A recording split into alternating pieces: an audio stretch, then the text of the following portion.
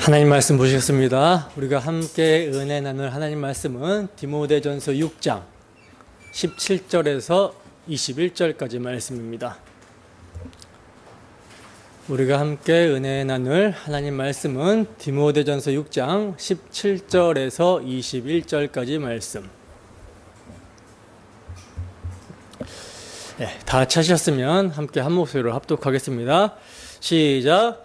내가 이 세대에서 부한 자들을 명하여 마음을 높이지 말고 정함이 없는 재물에 소망을 두지 말고 오직 우리에게 모든 것을 후히 주사 누리게 하시는 하나님께 두며 선을 행하고 선한 사업을 많이 하고 나누어 주기를 좋아하며 너그러운 자가 되게 하라. 이것이 장래에 자기를 위하여 좋은 터를 쌓아 참된 생명을 취하는 것이니라.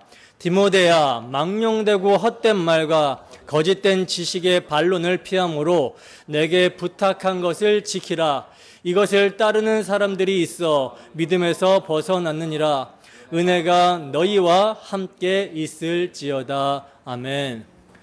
참된 생명을 취하라. 참된 생명을 취하라 라는 제목으로 하나님 말씀 증거하도록 하겠습니다. 오늘은 디모데전서 강해의 마지막 시간입니다. 그동안 우리가 디모데전서를 함께 상고하면서 살펴봤는데 가장 중요한 요점, 핵심이 여러분들 무엇이라고 생각하십니까? 목회 서신으로서 디모데전서는 바울 사도가 살아계신 하나님의 집, 교회 안에서 어떻게 행해야 될지를 믿음 안에 참 아들 된 사랑하는 디모데에게 가르치고 교훈하며 명령하는 내용인데, 여기에 핵심은요, 다시 말해서 살아계신 하나님의 집, 교회 안에서 행해야 되는 모든 가르침과 교훈과 명령의 핵심은 미쁘다, 모든 사람들이 받을 만한 이 말이요, 그리스도 예수께서 죄인을 구원하시려고 세상에 임하셨다 하였도다 라고 하는 복음에 있습니다. 복음에 있어요. 이 복음에 나타난 예수 그리스도의 넘치는 은혜와 놀라운 아버지의 사랑을 성령으로 말미암아 알게 된 자들이 복음을 보수하고 전하는 선한 싸움을 싸우게 되는 것이며, 교회 안에서 자신이 받은 은혜와 사랑을 나타내며 섬길 수가 있게 되는 거예요. 그러니까 바울 사도가 디모데에게 여러 가지 명령과 교훈과 가르침을 주고 있지만, 이 가르침과 명령과 교훈에 순종할 동력, 핵심은 우리 주 예수 그리스도의 십자가 대속의 은혜와 사랑에 있다는 것입니다. 그 복음의 은혜와 사랑을 받은 자가 그 받은 은혜와 사랑을 믿음으로 나타내라 하는 가르침과 명령과 교훈에 순종할 수가 있게 되는 것이죠. 자, 그런데 만약에 살아계신 하나님의 집 교회 안에서 마땅히 행해져야 되는 사도의 가르침과 교훈과 명령이 나타나고 있지 않다면, 다시 말해서 사랑으로 용납하고 섬기는 이런 모습이 나타나고 있지 않다라는 것은요, 뭐겠습니까? 그 원인은 딱 하나예요. 이것은 교회 안에 복음의 은혜와 사랑의 부재이기 때문입니다. 개인에게 적용을 하면 내가 사랑할 수 없고 용납할 수 없고 섬길 수 없다라는 것은요, 내가 받은 은혜와 내가 받은 용납과 섬김과 사랑의 부재 때문이라는 거예요. 우리가 살아계신 하나님의 집, 교회로서 육체를 입고 살아가는 동안에 사랑해야 되고 누군가를 용납하고 섬기게 되는 것은요, 결국 뭡니까? 내가 은혜와 사랑을 받았고 내가 용납을 받았고 섬김을 받았기 때문에 나타나게 되는 거거든요. 은혜와 사랑을 받은 만큼 그 은혜와 사랑을 알아가는 만큼 사랑할 수 있고 용납할 수 있고 섬길 수 있다는 거예요. 내가 전혀 받은 것이 없는데, 내가 은혜와 사랑을 전혀 모르고 경험한 적이 없는데 다른 이에게 베푼다? 이것은 있을 수가 없는 것입니다. 때문에 교회 안에서 사랑하고 용납하고 섬기게 되는 것은 그 자신이 우선적으로 알고 받아야 되는 거예요. 자, 그러면 내가 받은 만큼 흘려보낼 수 있고 내가 받은 만큼 용납할 수 있는 거라면, 여러분, 어떤 사람이 제일 많이 은혜를 받고 용납을 받고 섬김을 받게 될까요? 예? 어떤 사람이 제일 많이 은혜를 받고 제일 많이 용납을 받고 제일 많이 섬김을 받게 될까요? 그래서 자신이 받은 것으로 어떤 사람이 모든 사람을 섬길 수 있고 어떤 사람이 모든 일을 사랑할 수 있는 사람일까요? 당연히 죄인 중에 대장, 죄인 중에 괴수겠죠. 왜냐하면 용서의 은혜와 용납해주고 섬겨주신 사랑을 그 누구보다도 많이 받았으니까, 내가 가장 큰 용납을 받았으니까 섬기지 못할 자가 없는 것입니다. 근데 여러분, 목회 서신을 지금 디모데에게 기록하고 있는 바울 사도가요, 처절하게 자신의 뭘 인정하고 있었죠? 뭘 인정하고 있었습니까? 내가 죄인 중에 괴수다, 이걸 인정하고 있었죠. 그럼 이 말은 뭐예요? 전 인류 중에 내가 가장 사악한 자고 내가 가장 나쁜 놈이고 쓰레기다, 내가 가장 흉악한 죄인이라는 사실을 사도가 인정하는 것이 되는 거예요. 근데 여러분, 사도가 자신이 죄인 중에 괴수라는 사실을 인정하는 순간 무슨 일이 일어나는 줄 아세요? 그가 전 인류 중에 가장 큰 은혜와 가장 큰 사랑을 받은 자가 되었고요, 긍휼함과 용납함을 입은 자가 되는 거예요. 죄가 더한 곳에 은혜가 넘쳤으니까 내가 모든 죄인들보다 가장 흉악한 죄인이라는 게 인정이 되는 순간, 야, 성자 하나님이 이러한 죄인을 구원하러 세상에 임하셨고 그 고귀한 보혈을 흘려주시기까지 사랑하시사 죄를 사여 주시고 용납하여 주셨기 때문에 그는 모든 인류 중에 가장 큰 은혜를 받은 자, 가장 큰 용납을 받은 자, 가장 큰 사랑을 받은 자가 되는 것입니다. 자, 그럼 보세요.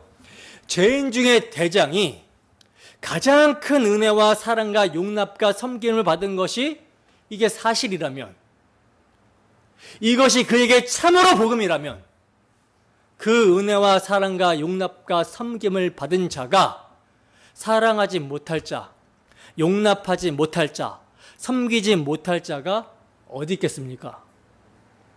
예수 그리스도가 참으로 하나님이시며 그가 죄인 중에 괴수인 나를 사랑하사 나를 용납해 주시고 대속해 주시기 위해 피를 흘려 주셨다면, 복음을 주신 예수 그리스도를 위한 그 어떤 희생이라도 결코 크다고 할 수 없는 것입니다.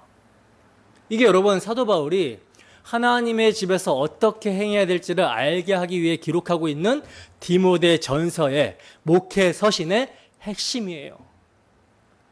여러분, 그동안 살아계신 하나님의 집, 교회 안에서 어떻게 행해야 될지를 가르치고 교훈하고 명령하고 있는 사도의 말씀이, 성령께서 우리에게 하시는 말씀이 여러분들에게 어떻게 다가오십니까? 어떻게 다가오고 있습니까? 밑보다 모든 사람들이 받을 만한 이 말이여라는 십자가의 복음이 은혜와 사랑과 용납과 섬김으로 자신에게 실제가 되지 않는 사람에게는 부담으로 느껴질 것입니다.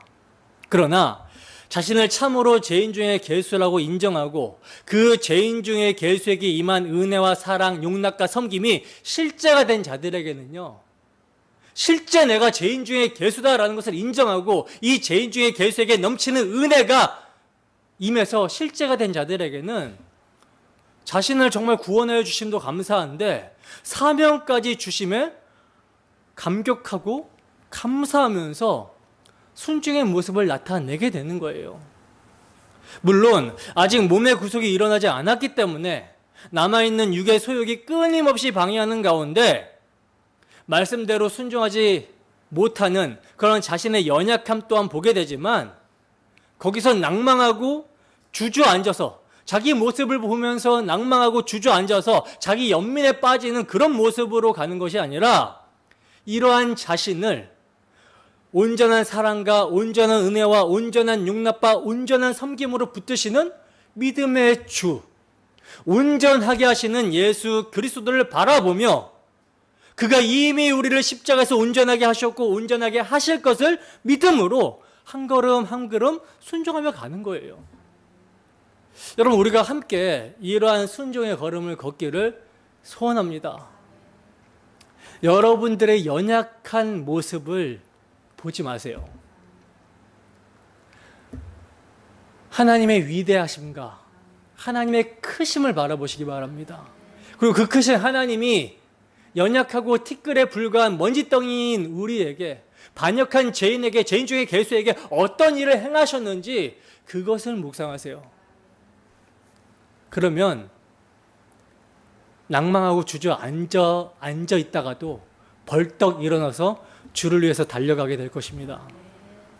말세의 마지막 고통할 때에 세상은 점점 악해지고 교회 안에서조차도 거짓 교훈이 난무하며 세속화가 극심해질 것을 성경은 경고하고 있지만, 성경은 우리에게 복음 진리에 굳게 서서 너는 달라야 된다, 너 하나님의 사람아 너는 달라야 된다 라고 말씀합니다. 주 성령께서 이 시간 복음의 말씀을 통해 우리 모두에게 충만함으로 역사하여 주셔서 너 하나님의 사람아, 다른 사람은 어떠하든지 너는 달라야 된다 라고 하는 말씀에 순종하여 오직 주 예수 그리스도의 피를 믿는 믿음으로 맡겨주신 사명을 잘 감당하게 되기를 주님의 이름으로 축원합니다. 자, 이제 바울 사도의 마지막 권면을 우리가 살펴볼 텐데요. 사도는 지금까지 교회 안에 여러 대상들, 여러 부류에 대해서 목회자 디모데에게 권면을 해주셨죠.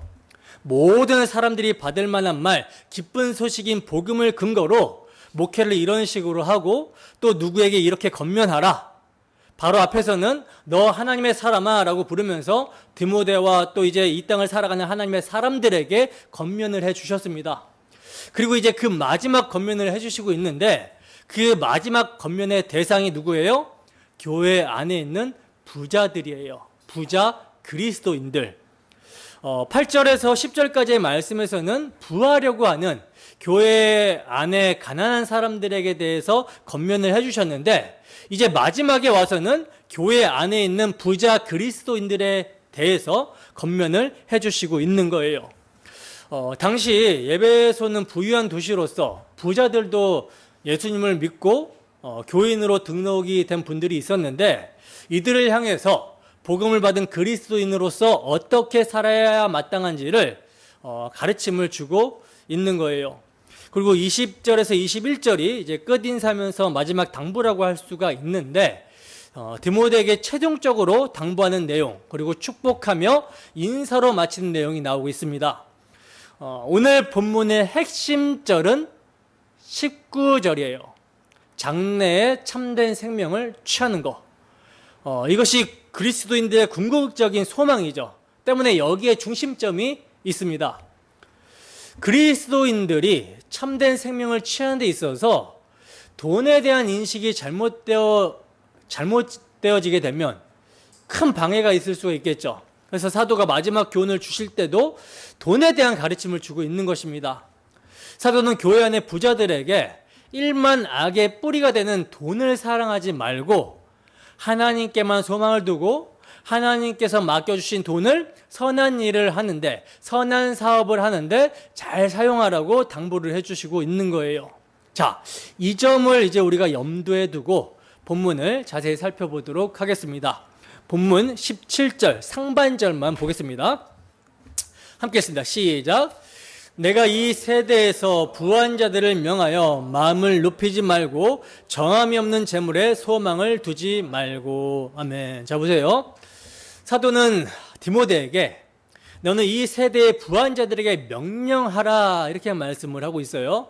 무엇을 명령하라고 하시냐면 마음을 높이지 말고 정함이 없는 재물에 소망을 두지 말라고 명령하라고 합니다. 여기서 마음을 두지 말고 라는 말의 원어적 의미는 자랑하는, 교만하는 이라는 뜻이거든요. 그러니까 자랑하는 마음, 교만한 마음을 갖지 않도록 명령하라는 것이죠. 부자들은요, 자신에게 재물이 많다는 이유로 교만해서는 안 된다, 라는 것을 가르쳐주고 있는 거예요. 이걸 제일 먼저 건면하고 있죠. 왜냐하면 돈이 있으면 교만해지기 쉽기 때문에 그렇습니다. 물론 모든 사람이 교만해요. 가난한 사람이나 부한 사람이나 이게 태생적으로 교만한 상태로 태어납니다.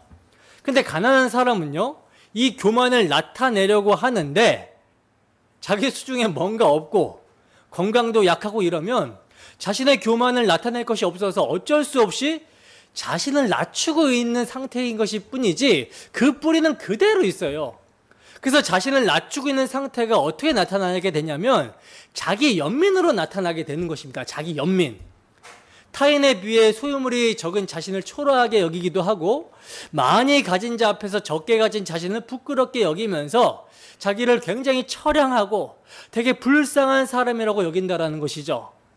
그러나 여러분, 이런 자기 연민은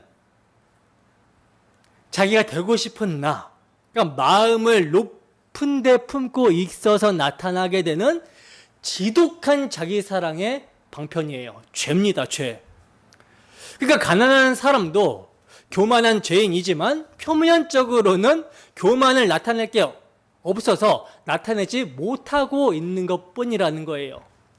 그러나 부자 같은 경우에는 뭡니까? 눈에 보이는 거, 손에 쥐고 있는 것이 있기 때문에 교만을 나타낼 가능성이 훨씬 더 크다라는 것을 말씀해주고 있는 것이죠. 여러분, 교만이라는 것은요, 자기를 스스로 높이는 것이고 자신이 하나님 앞에 서 있다라는 것을 망각할 때 나타나는 현상입니다. 또 의도적으로 하나님을 대적하는 마음 상태인데 이러한 첫 번째 교만을 나타낸 존재가 누구예요? 사탄이죠, 사탄. 그래서 교만은 사탄의 특성입니다. 따라서 교만한 사람은 사탄을 닮았다 하고 겸손한 사람은 주 예수 그리스도를 닮았다라고 이렇게 표현할 수가 있어요. 그런데 사실 거듭난 그리스도인이라 할지라도 육의 소욕, 옛사람의 마귀적 습관이 여전히 남아있기 때문에 종종 교만함이 올라올 수 있죠. 교만함이 나타날 수 있습니다. 그러므로 늘 자기 자신을 돌아보며 교만하지 않도록 특별히 경계를 해야 되는 거예요. 바울 사도는요, 이 교만이 너무나 위험한 것이기 때문에 로마서를 통해서도 경계하라고 말씀합니다. 로마서 12장 16절 말씀입니다. 로마서 12장 16절 말씀 함께 읽습니다. 시작.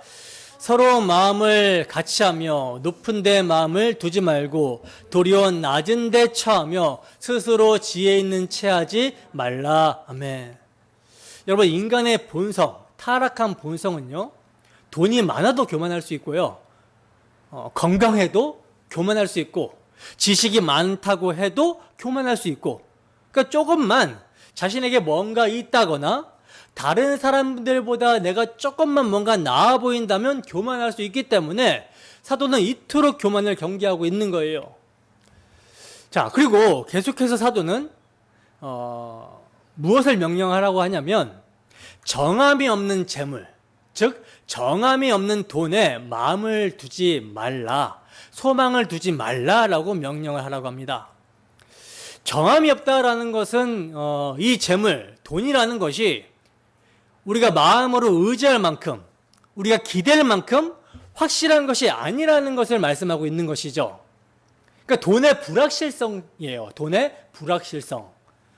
그래서 성도는 이 돈을 자기의 소망으로 생각해서는 안 된다라는 것을 가르쳐주고 있는 것입니다. 그러니까 재물은 있다가도 없을 수 있고 또 없다가도 있을 수 있는 거예요.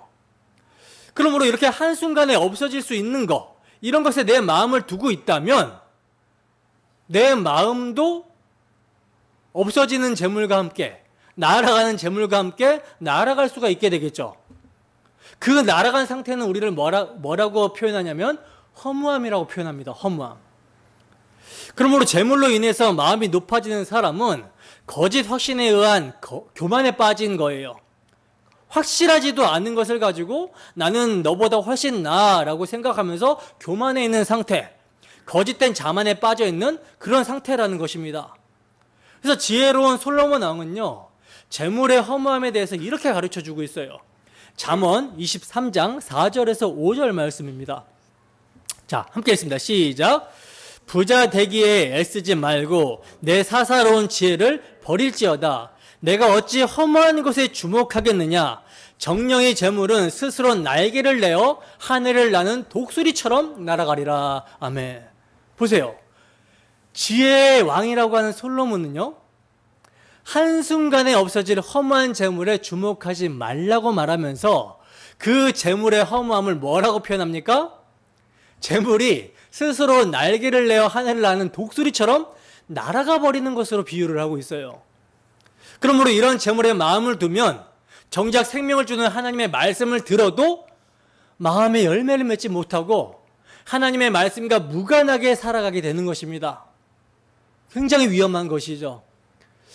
예수님께서는요, 이를 이렇게 말씀하십니다. 마태복음 13장 22절 말씀입니다. 마태복음 13장 22절 말씀 함께 읽습니다. 시작. 가시떨기에 뿌려졌다라는 것은 말씀을 들으나 세상의 염려와 재물의 유혹에 말씀이 막혀 결실하지 못하는 자요. 아멘.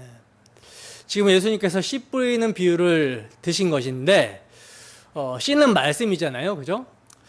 여러분, 복음의 말씀을 통해 성령께서 역사하시게 되면 죄와 허물로 죽은 영이 살아나게 되고 살리는 역사가 일어나게 되고 또 새 마음을 주시는데 굳은 마음을 제하고 부드러운 마음을 주십니다.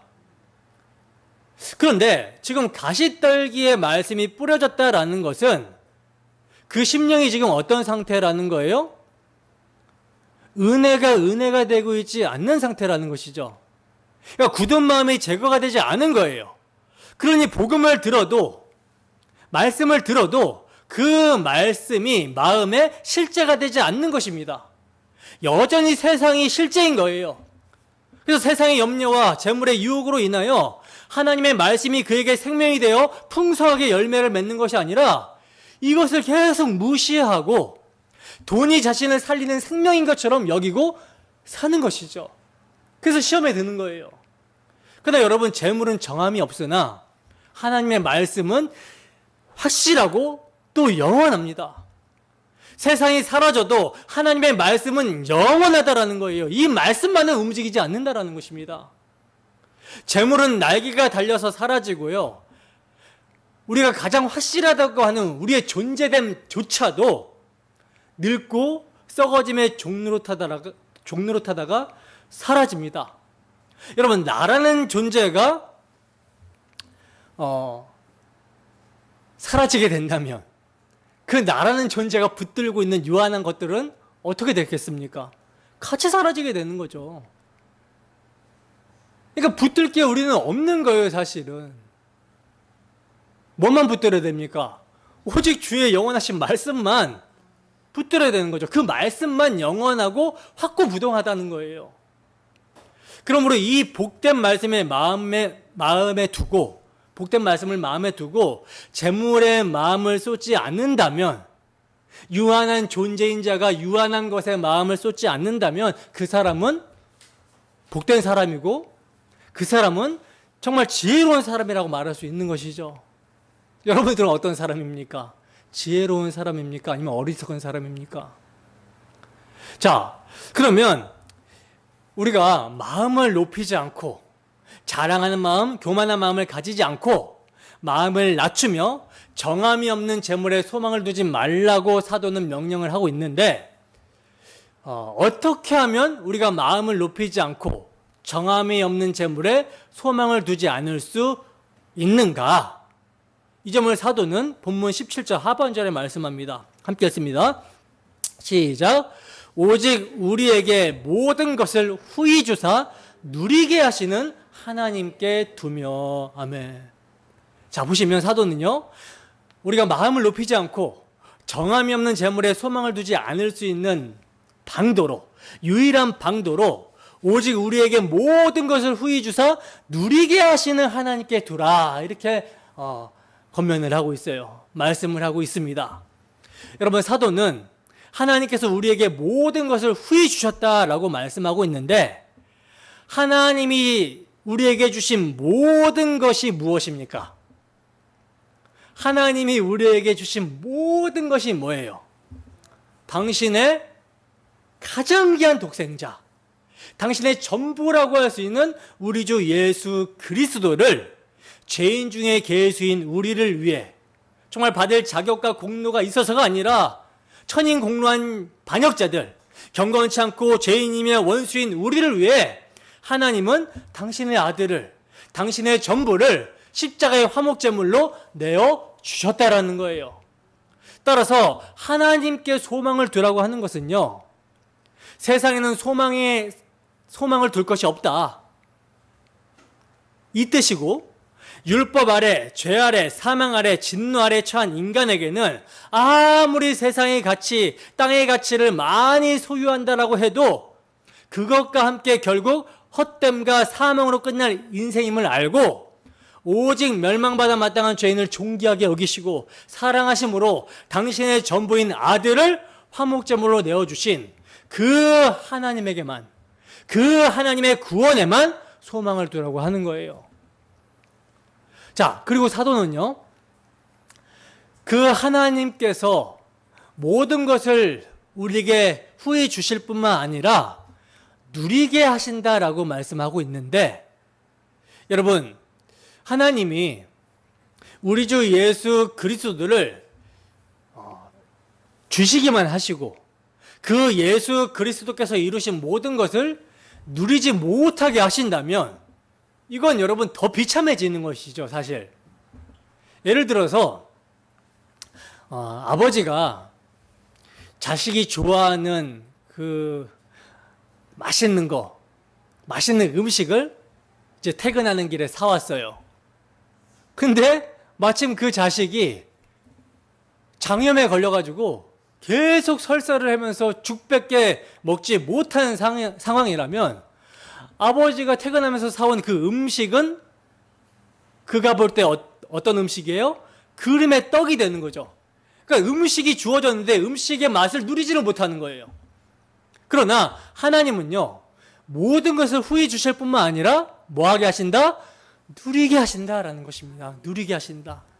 그래서 하나님은 자기 아들과 함께 아들이 십자가로 이루신 모든 것을 우리에게 후히 주셨을 뿐만 아니라 이것을 어떻게 하게 하신다? 누리게 하신다라는 거예요. 즉 아들을 십자가의 화목제물로 내어주심으로 말미암아 이루신 구원의 모든 은총, 십자가 대속의 피로 말미암는 제사함과 의롭다 하심을 얻은 기쁨을 누리게 하시고 이로 말미암는 결과 하나님과 화목을, 영생을 누리게 하심으로 우리의 마음에 평안과 만족함과 즐거움을 주신다라는 것입니다. 따라서 세상에 썩어질 가치의 마음과 소망을 두는 것이 아니라 오직 우리에게 모든 것을 후히 주사 누리게 하시는 하나님께만 우리의 마음과 소망을 둘 때 뭐가 없게 돼요?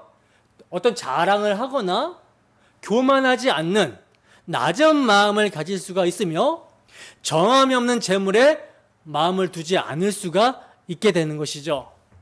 그리고 이러한 가난한 마음으로 소망을 구원의 하나님께만 두게 되면 죄로 인하여 멸망받아 마땅한 죄인 중에 괴수인 나를 위해 당신의 독생자를 대속제물로 주셨다라는 것으로 하나님께서 모든 것을 우리에게 후히 주셨다라는 것을 알 수 있게 되고 그 선하신 하나님이 구원받은 우리의 삶을 인도하시고 그분이 우리의 영육간에 필요한 모든 것을 아시며 풍족히 채워주시는 분으로 믿기 때문에 먹을 것과 입을 것만으로도 족한 줄 알고 지금 주어진 모든 것이 하나님이 후히 주사 누리게 하시는 은혜라고 고백할 수 있게 되는 것입니다. 여러분, 우리 하나님은요, 오직 모든 것을 후히 주시고 우리에게 모든 것을 후히 주시고 누리게 하시는 하나님이십니다. 믿으십니까? 하나님의 모든 것, 당신의 아들을 주시고 그 아들을 믿음으로 당신과 화목하며 교제하는 영생을 누리게 하신 데 필요한 모든 것을 우리에게 공급해 주시는 하나님이시라는 거예요. 그러니까 하늘의 신령한 복, 우리 주 예수 그리스도의 대속을 믿음으로 하나님과의 관계 속에서 화목하며 그분을 예배하고 사랑하며 섬기는 데 필요한 모든 것을 하나님께서는 우리에게 후히 주신다라는 것입니다. 단 필요하다라는 판단이 하나님과 우리가 다를 수 있지만 분명한 것은 무엇입니까? 우리의 판단은 틀릴 가능성이 엄청나게 많고 하나님의 판단은 틀릴 가능성이 제로, 아예 없죠. 왜냐하면 하나님은 모든 것을 아시고 모든 것을 주장하시는 창조주시기 때문에, 또 우리의 머리이시기 때문에 머리가 모든 것을 판단하고 아시는 것입니다. 그래서 하나님은 나 이거 필요한데 왜 안 주십니까? 하나님이 인색한 분이시군요. 이렇게 할 수 없는 거예요. 왜냐하면 하나님은 당신의 모든 것, 우리 주 예수 그리스도를 우리를 위한 화목제물로, 우리의 죄를 위한 화목제물로 내어주셨고, 그로 말미암는 당신과의 화목, 영생을 누리게 하시기 위해서 필요한 모든 것을 주시는 하나님이신데, 그 하나님이 필요 없다고 판단되는 것은 안 주시기 때문입니다. 만약에 우리의 요구를 하나님이 필요 없는데 주시게 되면요, 그것 때문에 다른 모든 것이 다 날아갈 수 있다는 것을 우리는 기억해야 되는 거예요.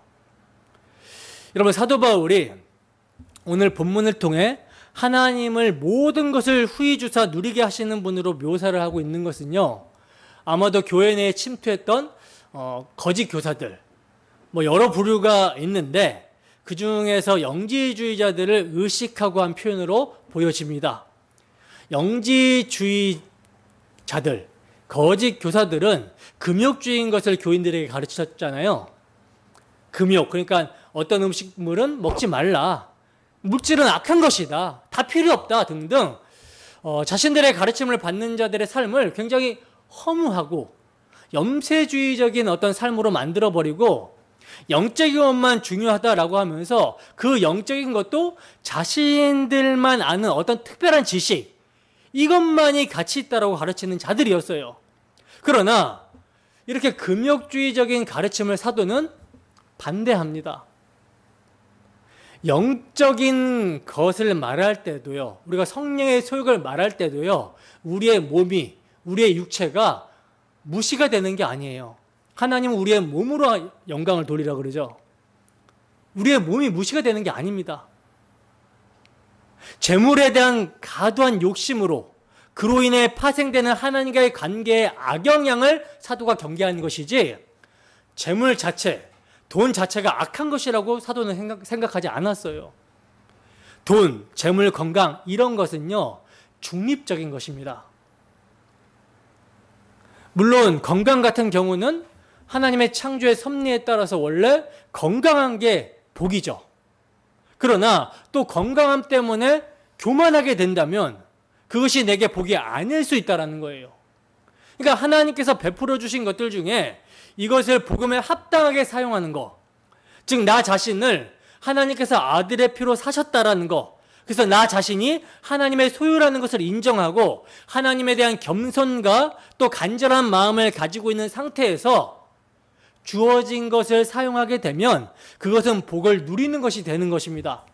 그러나 하나님에 대해서 교만하고 자신의 삶을 자신이 주인 되어 운영하려고 하고, 또 하나님이 주신 선물 자체에 매여서 선물을 주신 하나님을 놓쳐버리게 되면 그것은 오히려 독이 될 수가 있는 것이죠. 그래서 하나님은 그런 사람들에게 이러한 선물을 주시지 않으시는 것입니다. 이러한 선물을 주시지 않는 것이 하나님의 사랑이에요. 그러므로 하나님은 당신이 주신 모든 것, 아들의 복음을 누리며 믿음으로 살아가는데 필요하다면 재물도 주시고 건강도 주시고 명예도 주시는 분이시고, 또 필요하지 않다면 이런 것들을 가져가기도 하시는 분이십니다. 모든 것이 합력하여 선을 이루도록 하시기 위한 하나님의 뜻이라는 것을 아셔야 되는 거예요. 바울 사도는 금욕주의를 경계했습니다. 우리가 마음을 높이지 않고 재물이 아니라 복음을 주신 하나님께 소망을 두고 살아갈 수만 있다면 재물이 많은 것은요, 오히려 하나님 나라와 그 의를 위하여 유용하게 쓰일 수 있는 거예요. 그러나 우리가 마음을 높이고 복음을 주신 하나님께 소망을 두지 않고 살아간다면 재물은 유용하게 쓰일 수가 없겠죠. 그래서 주시지 않거나 또는 주신 것도 나락에 만들어 버림으로 말미암아 오직 소망을 하나님께 두어야 된다라는 것을 하나님께서는 교훈하고 우리의 인생을 통해서 가르치십니다. 이것이 우리에게는 고난으로, 어려움으로, 환난으로 느껴질 수 있지만 이게 하나님의 사랑이라는 거예요. 자, 이렇게 이제 하나님께 재물을 많이 받은 부자들은 특별히 해야 될 것이 있음을 18절에서 말씀해 주시고 있는데 본문 18절 함께 했습니다. 시작. 선을 행하고 선한 사업을 많이 하고 나누어주기를 좋아하며 너그러운 자가 되게 하라. 아멘. 자, 보세요. 하나님께 재물을 많이 받은 부자들은 특별히 지금 뭘 해야 된다라고 합니까? 선을 행하고 선한 사업을 많이 하라고 사도는 지금 말씀하고 있죠. 17절이 하나님께 대한 부자들의 태도에 초점을 두었다면 18절은요, 타인들에 대해 그들이 지녀야 될 태도에 대해서 말씀해 주고 있는 거예요. 부자들은 자신들이 소유한 모든 것이 하나님으로부터 왔음을 깨닫고 재물을 주신 목적이 있다라는 것을 반드시 기억해야 된다라는 것입니다. 그러니까 나만 잘 누리고 편하게 살고 즐기며 살려고 재물을 주신 것이 아니라는 거예요. 이렇게 되면 하나님은 자기 자녀들을 편애하시면서 특별히 이 사람만 챙기시는 이런 분으로 오해가 됩니다. 그러나 하나님은 자기 자녀를 모두 다 사랑하시죠. 어느 정도까지 사랑하십니까? 오직 하나님의 모든 것, 자기 아들을 십자가에 내어주시기까지 사랑하신다는 거예요. 그런데 나만 잘 누리고 잘 기뻐하라고 많은 재물을 주셨다? 이거 아니라는 것이죠. 주 예수의 피값으로 내가 하나님의 소유가 되었다라는 것과 나에게 주어진 모든 것이 하나님으로부터 주어지는 은혜라는 것을 인식하게 된다면 내게 주어진 재물이 어떻게 쓰여야 되는지 목적을 분명히 알아야 하는 것입니다. 어떤 목적입니까? 어떤 목적으로 주시는 것이죠? 그것은 주의 나라와 의를 위해서, 다시 말해서 주의 복음을 편만하게 전파하고 주의 놀랍고 위대한 사랑을 세상 사람들 가운데 나타내고 또 우리 주변의 형제 자매들, 교회 안의 형제 자매들에게 나타내라고 주시는 거예요. 이게 목적이라는 것입니다. 재물을 주시는 목적. 한마디로 그리스도의 덕을 세우기 위해서, 교회의 덕을 세우기 위해서 그렇게 주시는 거라는 거예요. 그러므로 부자들은 하나님이 주신 목적에 맞게 자신의 재물을 선하게 사용할 수 있어야 되는 것입니다. 그래서 사도는 뭐라고 말씀합니까? 나누어 주기를 좋아하며 너그러운 자가 되게 하라고 말씀하고 있죠. 여기서 나누어 주다라는 원어적 의미는 대가 없이 주다, 인색하지 않게 주다라는 뜻이 있고요. 너그러운이라는 그 단어의 원어적 의미는요, 함께 나누다, 공감하다, 교제하다라는 뜻이 있습니다.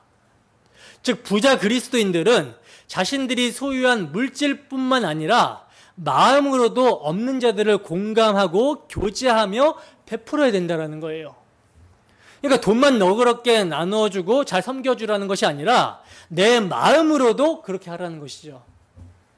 마음은 진짜 아까워 죽겠는데 하나님이 명령하시니까 안 할 수 없다라고 하면서 나누어주는 사람들은요, 이런 사람들은 나중에 자기한테 조금이라도 좀 불편한 말을 하는 것을 듣게 되면 감히 내가 이렇게 도와줬는데 이렇게 튀어나오게 됩니다.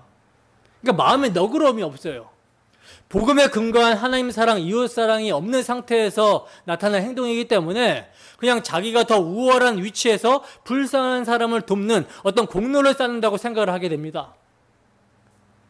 그러나 이것은 도와주면서도 책망을 받는 일이 되는 것이죠. 그래서 사도는 항상 너그러운 마음을 가지고 겸손하게 주님의 마음을 품으라고 명령하고 있는 거예요. 주님은 언제나 너그러우시죠. 이 마음으로 넉넉하게 마음으로 베풀어라, 이렇게 말씀하고 있습니다. 여러분, 성도들, 형제 자매들에게 물질적으로 인색하거나 마음이 너그럽지 못한 것은요, 하나님께 인색한 것과 같습니다. 우리는 하나님께 부여하지 못한 자에 대한 주님의 말씀을 기억해야 하는 거예요. 누가복음 12장 19절에서 21절 말씀입니다. 함께 했습니다. 시작.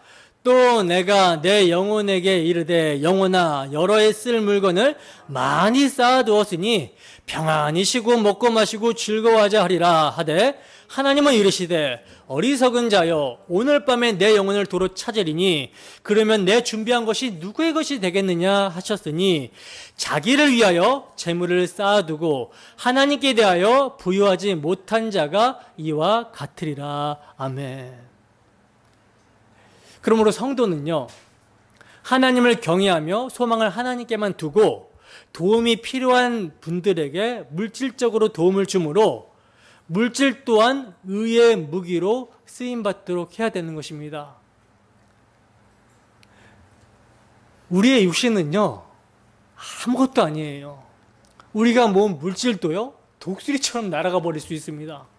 그러니까 물질이 주어졌을 때, 하나님께서 재물을 주셨을 때, 또 우리가 힘이 있을 때, 일할 수 있을 때, 그 힘을 누구에게 사용해야 된다라는 거예요? 이웃에게, 섬기는데, 사랑을 베푸는데, 선한데 사용해야 된다라는 거예요. 본문 19절입니다. 함께 읽습니다. 시작. 이것이 장래에 자기를 위하여 좋은 터를 쌓아 참된 생명을 취하는 것이니라. 아멘. 보세요. 사도는 이것이라는 것은 뭐예요? 소망을,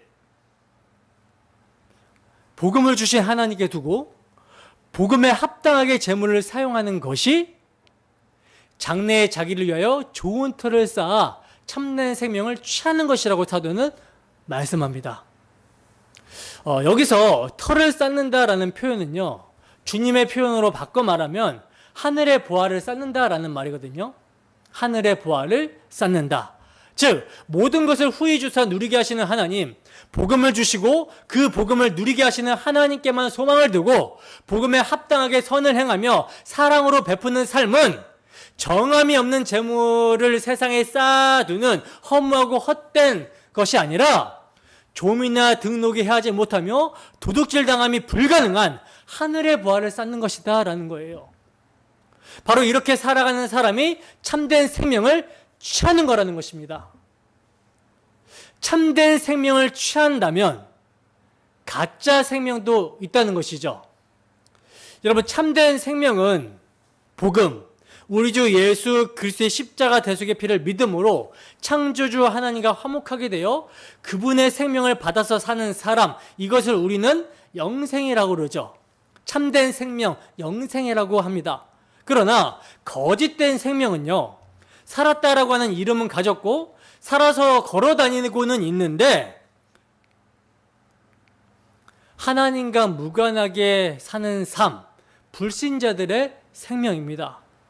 그래서 목숨이 붙어있다라고 해서 생명이 아니라 하나님께서 우리에게 자연적으로 주시는 목숨, 이 목숨은 진짜 생명을 주시기 위해서 유예 기간으로 주신 거예요. 때문에 이 유예 기간 동안 자연적으로 주시는 이 목숨이 붙어있는 유예 기간 동안 주의 복음을 듣고 예수 그리스도를 영접하면 영생을 얻게 되는 것이고, 그렇지 않으면 가짜 생명의 결과를 죽음으로 맞이하게 될 것임을 말씀하고 있는 것입니다.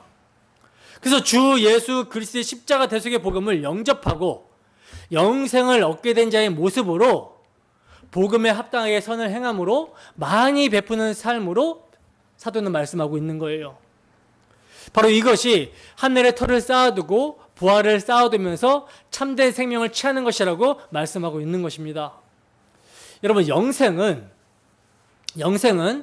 참 하나님과 그가 보내신 자 예수 그리스도를 아는 것이 영생이죠. 그러니까 그리스도를 믿고 그분을 알며 하나님을 섬기는 삶, 예배하는 삶이 영생을 사는 삶이에요. 그 영생의 삶은 이 땅에서도 이미 시작이 되었습니다.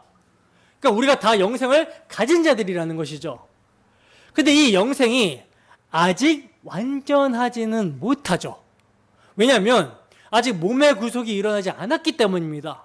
그러나 우리가 가진 영생은 반드시 완성이 될 텐데 그때는 이 우리의 육체까지도 변화되어 영원히 살 수 있는 몸으로 바뀌게 됩니다. 그렇게 되는 날이 언제예요? 주님 다시 오셔서 새하늘과 새 땅을 건설하시는 그날이에요. 그때 우리는 영생을 온전히 경험하게 될 것입니다. 얼굴과 얼굴을 대면하고 보는 것처럼 완전히 경험하게 될 거예요.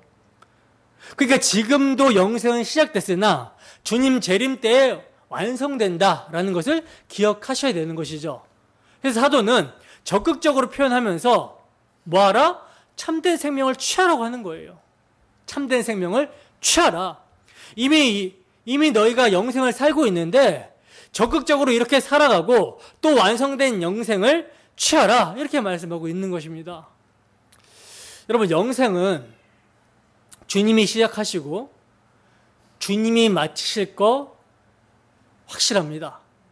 우리 속에 착한 일을 시작하신 이가 주 예수의 날까지 이루실 거는 확실하다라는 거예요.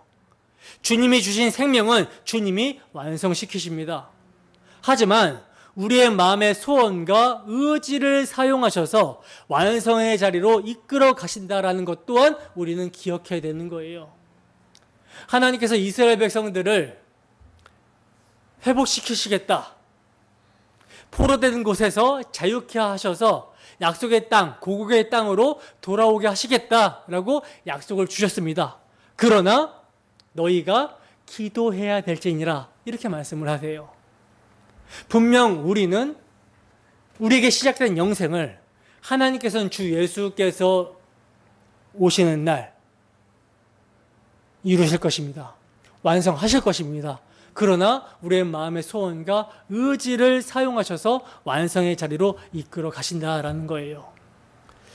여러분, 19절 말씀 속에는 장래의 소망이 담겨져 있습니다. 이 땅이 다가 아니라는 사실을 성도는 늘 알라는 거예요. 이 세상이 영원할 것 같다고 생각하는 부자들은 어리석은 자다.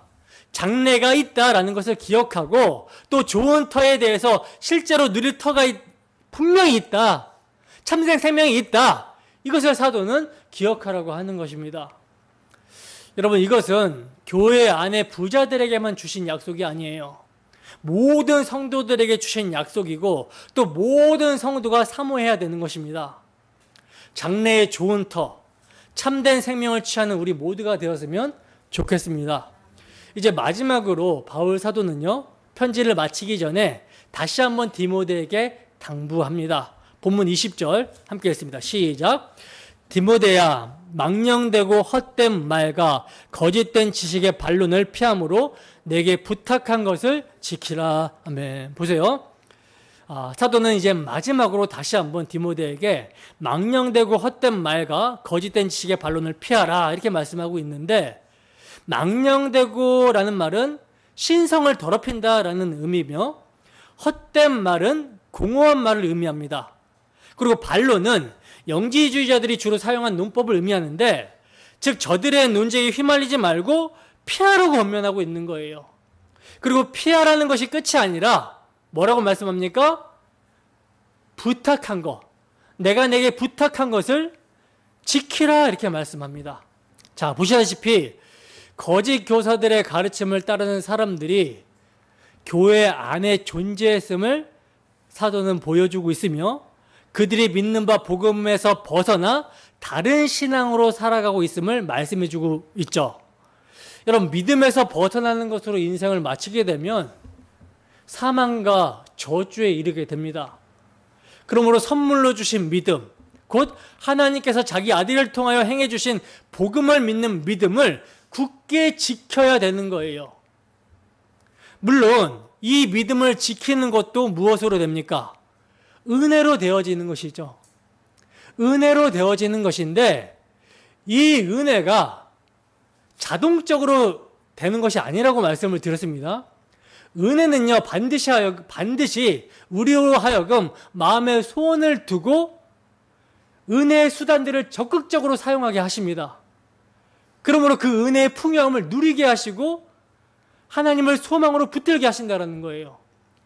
자, 그러므로 사도는 마지막 인사에서 믿음과 은혜를 함께 말씀하고 있는 거예요. 21절 하반절입니다.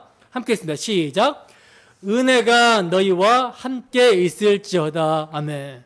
보세요. 사도는 은혜가 너희와 함께 있을지어다 라고 말씀하고 있죠. 여러분, 은혜가 함께 있어야만 하는 것입니다. 은혜가 함께 있어야만 하는 거예요. 성도는요, 은혜가 없으면 살아갈 수 없는 자들입니다. 은혜를 정의하면 뭐라고 말씀을 드렸습니까? 은혜를 정의하면 받을 자격과 공로가 전혀 없는 자들에게 거저 주어지는 호의가 은혜죠. 호의가 은혜죠. 은혜 없으면 성도는 살아갈 수 없는 사람들이에요. 부름을 받는 것도 은혜로 받는 것이고요. 그리고 그 은혜로 거듭나게 되는 것이고, 은혜로 선물로 믿음이 주어지게 되는 것이고, 그 은혜로 재용서함을 받아서 의롭다함을 받게 됩니다. 또 은혜로 하나님의 자녀가 되어 은혜로 믿음을 유지하고 성장하며 자라가게 됩니다. 그리고 마침내 완성된 하나님 나라에 이르게 되는 것도 은혜로만 가능하다라는 거예요. 이처럼 믿음을 지키는 것이 너무나도 중요하고 모든 것이 은혜로만 가능함을 잊지 않도록 하기 위해서 사도는 이 서신서의 시작과 끝을 믿음과 은혜로 장식하고 있는 것입니다. 여러분, 디모데 전서에 담긴 교훈이 디모데에게만 해당하는 것입니까? 성령께서는요, 지금까지 디모데 전서를 상고해온 우리들을 향해서 교훈을 주시고 있는 거예요. 그래서 사도의 마지막 인사에서 은혜가 너희와 함께 있을지어다 하고 너희, 즉 모든 성도를 향해 쓰여진 것임을 확인해주고 있는 것입니다. 여러분, 우리가 우리 자신을 묵상하면 낙심하고 낭망하여 넘어질 수밖에 없습니다. 그러나 하나님께서 우리에게 행하신 일, 오직 모든 것을 후히 주신 당신의 전부인 아들까지도 아끼지 아니하시고 내어주신 일을 묵상하면 그 위대하신 사랑, 티끌에 불과하고 음란하고 패역하고 반역한 죄인 중에 괴수인 우리를 존귀하게 여기시고 사랑하시사 당신의 모든 것을 주시고 누리게 하시는 하나님의 은혜를 묵상하면 그분의 충만함으로 자족하며 감사와 기쁨으로 그분을 위해 살 수가 있는 거예요. 그러므로 하나님은 우리 각 사람에게 말씀하십니다. 너 하나님의 사람아, 거짓 교사들의 방탕한 교훈을 피하고 의와 경건과 믿음과 사랑과 인애와 온유를 따르며 믿음의 선한 싸움을 싸우라. 영생을 취하라. 이를 위하여 내가 부르심을 받았고 많은 증인 앞에서 선한 증언을 하였도다. 아멘. 주를 위해 살고 주를 위해 죽음으로 영생의 그날에 그 나라에서 참으로 주님께 칭찬받고 하나님의 사람이라고 불리는 우리 모두가 되기를 주님의 이름으로 축원합니다. 기도하겠습니다.